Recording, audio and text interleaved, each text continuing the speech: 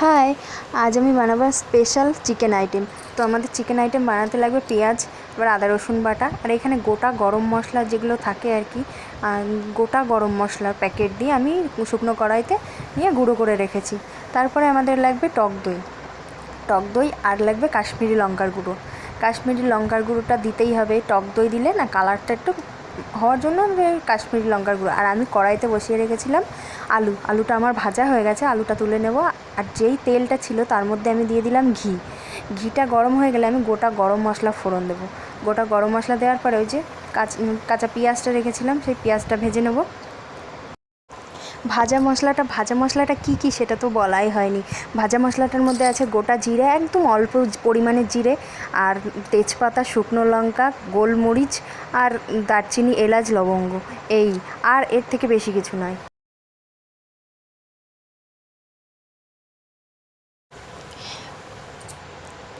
তোমাদের তো বলাই হয়নি চিকেনটার নামটা কি। চিকেনটার নাম হলো চিকেন কান্তি। তো চলো, চিকেন কান্তি এত টেস্ট হয়েছিল, আমি তোমাদের সঙ্গে শেয়ার না করলে আর পারলাম না। তো চলো, আমি পেঁয়াজটা ভাজা হয়ে গেলো, পেঁয়াজটা ভাজার মধ্যে আমি দিয়ে দিলাম আদা রসুন বাটা, ভালো করে নাড়িয়ে নিলাম। তারপরে নাড়িয়ে দিলাম কাশ্মীরি লঙ্কার গুঁড়োটা। কাশ্মীরি লঙ্কার গুঁড়োটা দেওয়ার পরে দিয়ে দিলাম কাশ্মীরি লঙ্কার গুঁড়ো। এই যে আদা রসুনটা ভাজা হয়ে গেলো, কাশ্মীরি লঙ্কার গুঁড়োটা দিয়ে তারপর আমি দিয়ে দেবো চিকেনটা। তো টেস্টি হয়েছে, তোমরা না বানিয়ে খেয়ে দেখো।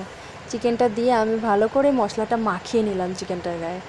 তো আমি কিন্তু গ্যাসের ফ্লেম একদম লো রেখেছি, লো গ্যাসে করতে হবে এটা। এবার চিকেনটা ভালো করে মাখানোর পরে লবণ হলুদ পরিমাণ মতো, লবণ হলুদ তো দিতেই হবে, লবণ হলুদটা দিয়ে দিলাম। তারপরে আমি দেবো ওই যে ভাজা মশলাটা, লবণ হলুদটা ভালো করে মাখিয়ে নেব। এরপরে ওই যে ভাজা মশলাটা, এটাই কিন্তু মেন, চিকেন কান্তির এই মশলাটাই মেন। তো দেওয়ার পরে তারপরে ভালো করে মাখিয়ে আমি দিয়ে দিলাম টক দইটা দেওয়ার পরে আমি কিন্তু গ্যাসের ফ্লেম লোই রেখেছি, আমি কিন্তু বাড়াইনি একবারও।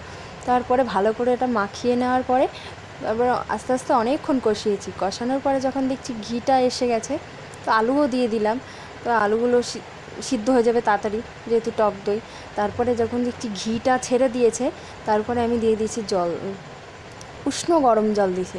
উষ্ণ গরম জলটা দেওয়ার পরে তারপরে কালারটা দেখো জাস্ট অসাধারণ হয়েছে, আমার তো এখনই মুখে জল চলে আসছে না। তারপরে দিয়ে দিলাম কাসুরি মেথি।